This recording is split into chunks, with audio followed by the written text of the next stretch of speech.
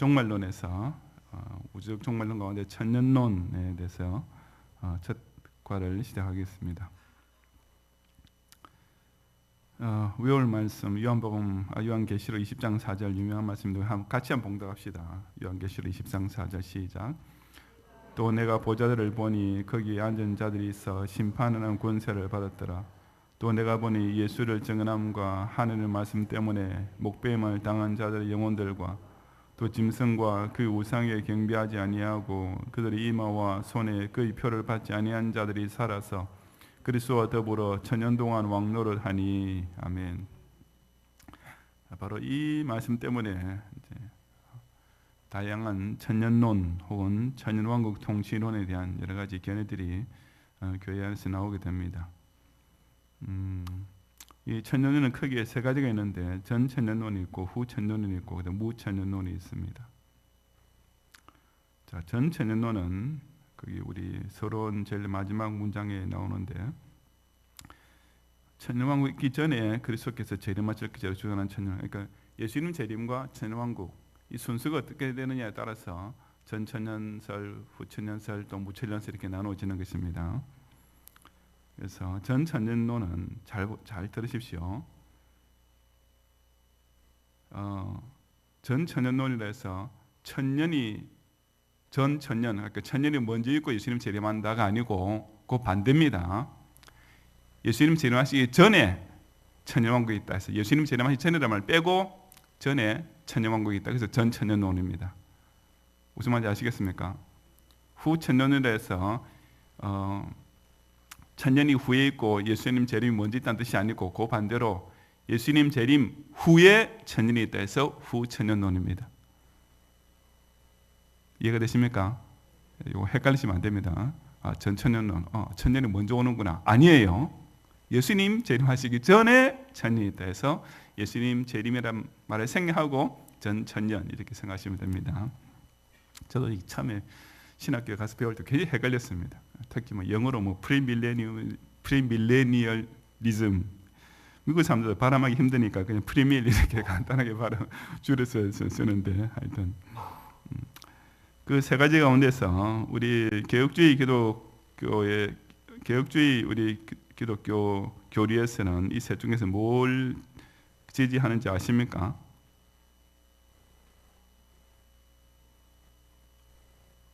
경영교 국장한테 이걸 모른다는 제가 충격입니다. 예? 전도사님 말고요. 구역장 중에서 좀 얘기해 보세요.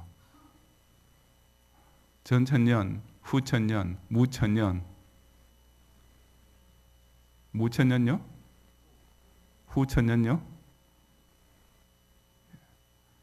예. 무천년, 천년이 없다 그러면 뭔가 성경에 있는 걸 없다 그러니까 좀 이단같이 들려요.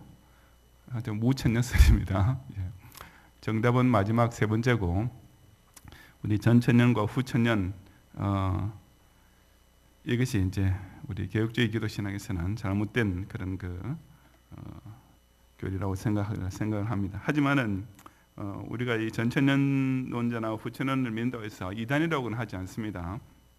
왜냐하면 이 사람들은 예수님 재림을 믿는 사람이니까, 예수님이 예수 그리스도 우리 구세주이시고 또 반드시 재림하시기를 믿는 사람들 사이에서 나눠지는 것이니까 우리가 전천년자나 후천년자를 결코 이단이라는 말은 아닙니다만은, 그러나 어느 것이 옳으냐라고 말할 때는 우리는 무천년이 옳다라고 이렇게 생각합니다. 왜 전천년과 후천년이 그릇된 그런 교리인가 하는 것은 이제 오늘부터 하나씩 하게 되겠고, 아마 제일 마지막에는 우리 무천년이 나오겠습니다만은, 무천년론이란 말은 천년왕국 자체를 부인하는 건 아닙니다. 그러나 문자적인 천년왕국이 없다는 의미에서 무천년론을 하는 것이죠.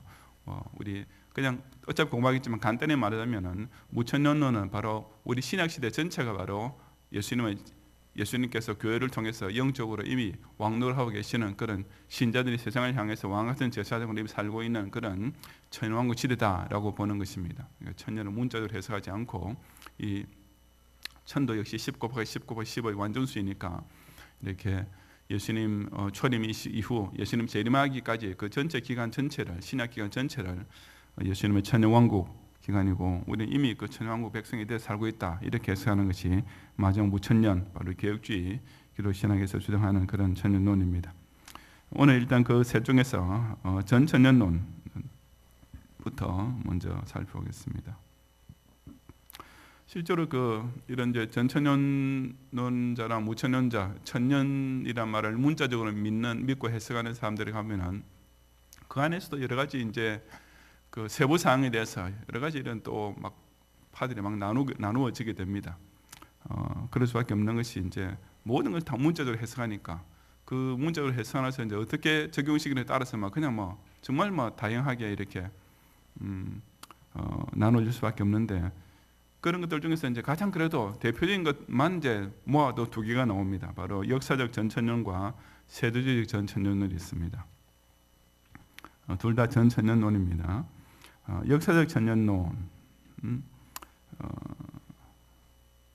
뭐 과거 전천년론 이런 말로도 하기도 하는데 사실 여기 지금 이제 역사적 전천년 주장 쭉 나오고 그 다음에 세대주의 전천 쭉 나오는데 약간 좀 골치 아픕니다. 저도 못 외웁니다. 그냥 이렇게 볼 때는 알고 저도 뭐 신학교 다닐 때 제가 다닌 신학교가 전천년을 주장하는 신학교였습니다. 미국의 아주 그 근본주의 신학교이기 때문에 저는 뭐 배우긴 배워도 믿지 않고 배웠죠. 그냥 그래도 다행히도 그래도 그 신학교가 전천년을 가르치긴 하지만 학생들한테 전천년을 믿으라고 강요하지는 않습니다. 우리와 똑같은 입장인 겁니다. 우리가 무천년을 믿지만은 전천년자나 후천년론자들을 이렇게 이단이라 생각하지 않고 그냥 그렇게 이제 동의는 하지 않지만은 그러나 이렇게 믿는 이제 자유는 우리가 인정하듯이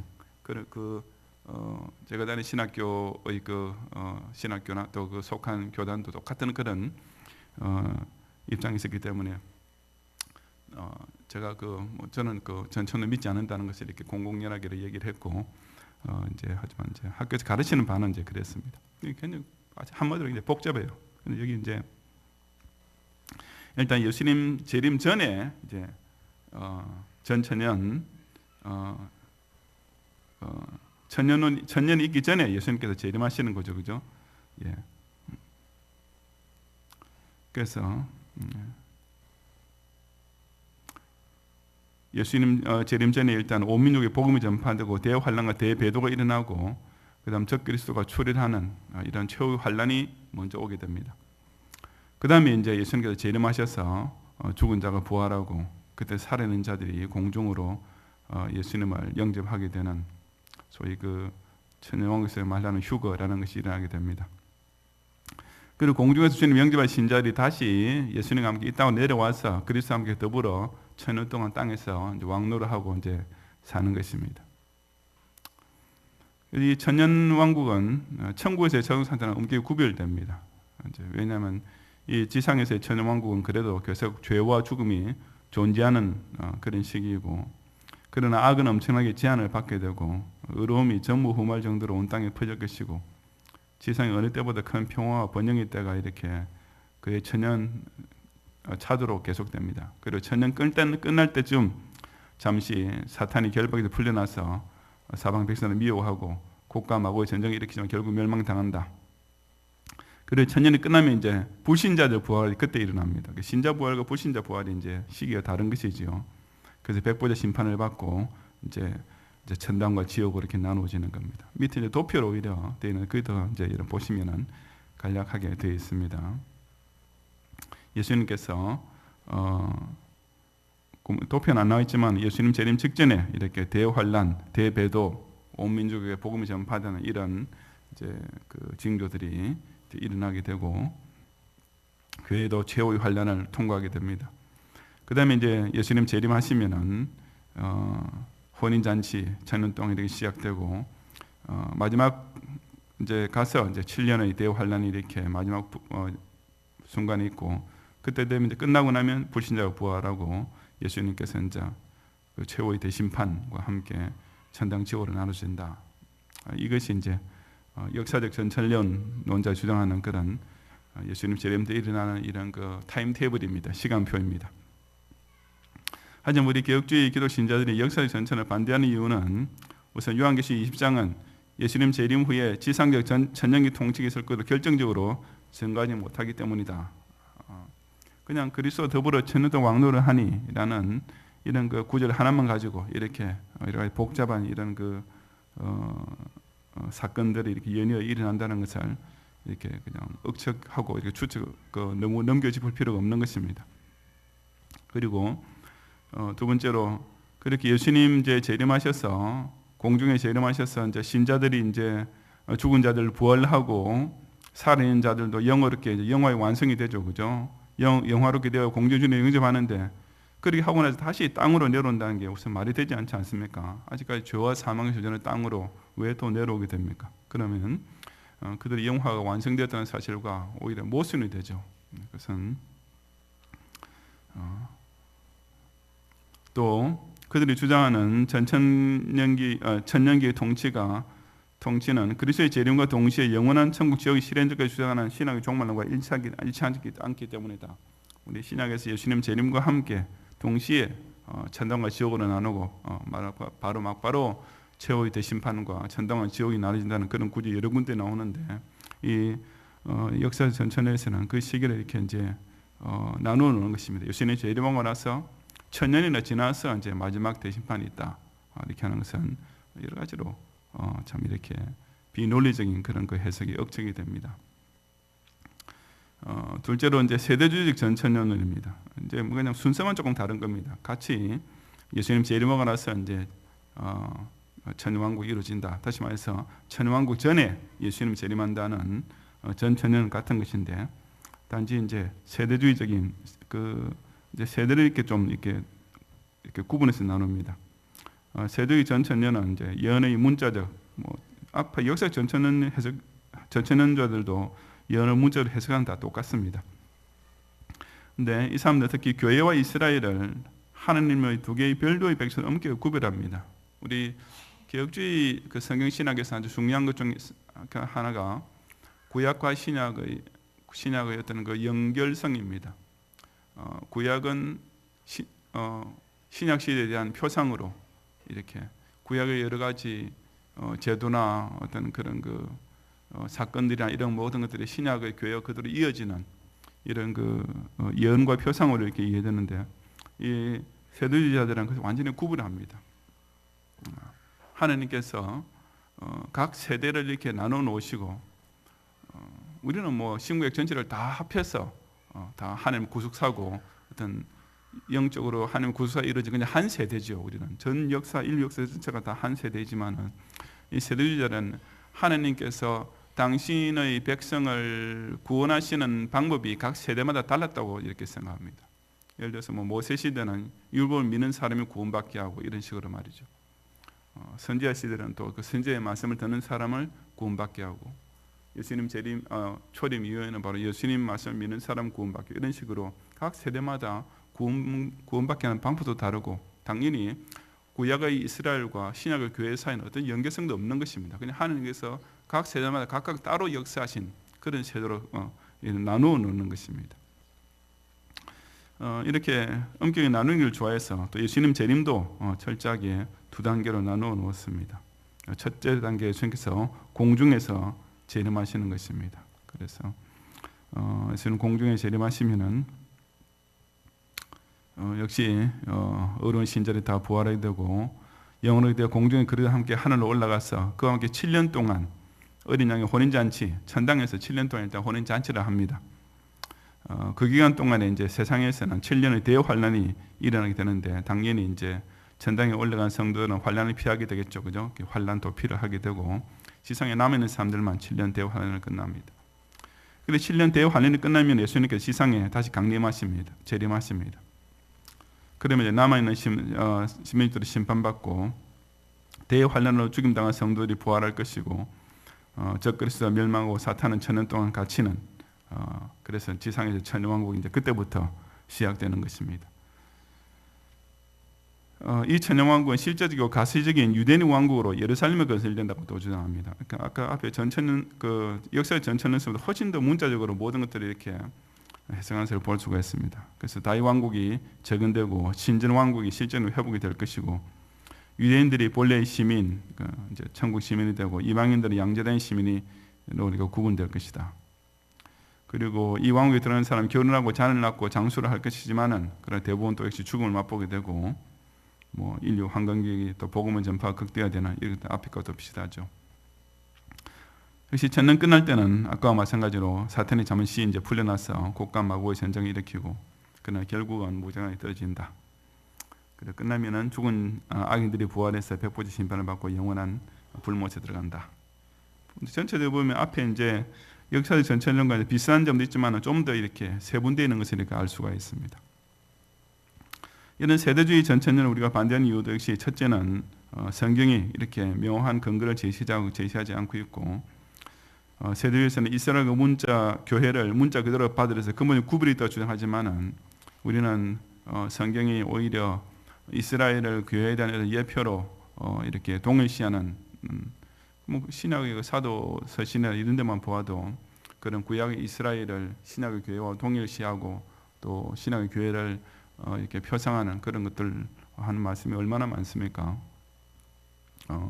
심지어 스데반 집사님은 광야 교회라는 표현도 썼습니다. 이스라엘의 그 광야 시대 그 광야 생활의 백성을 가리켜서 그 공동체를 가리켜서 스데반 집사의 마지막 설교는 광야 교회라는 그런 단어까지 썼을 정도로 분명히 이스라엘과 교회를 동일시하고 있는데 세대주의자는 이런 것들을 이제 부인하는 것이지요.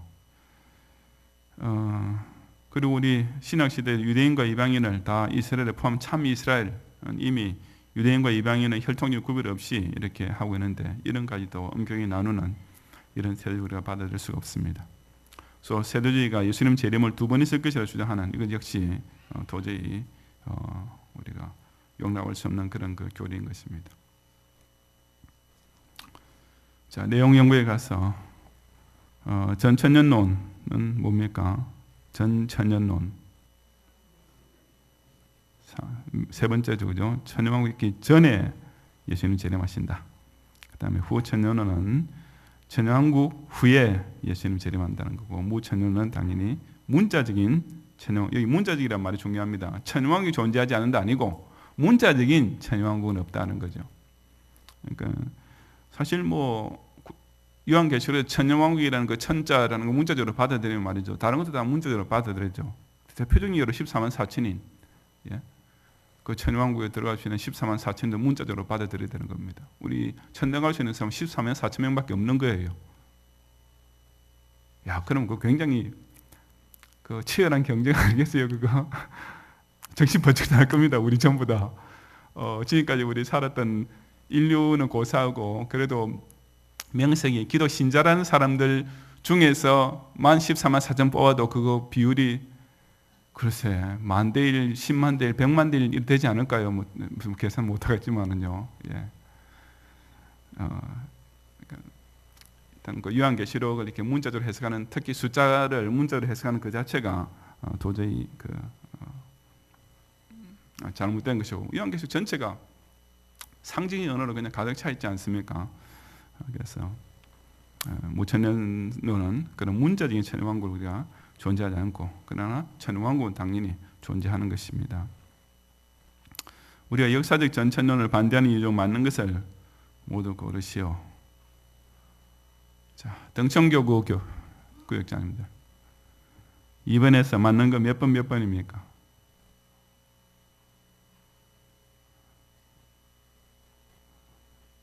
생각하는 보니까 숙제 안 해오셨고, 자, 서서울, 김포, 양천 2번, 3번 숙제 해오신 거예요? 아니면 지금 푸탁 빨리 생각하신 거예요? 어쨌든 뭐 맞췄습니다. 2번, 3번.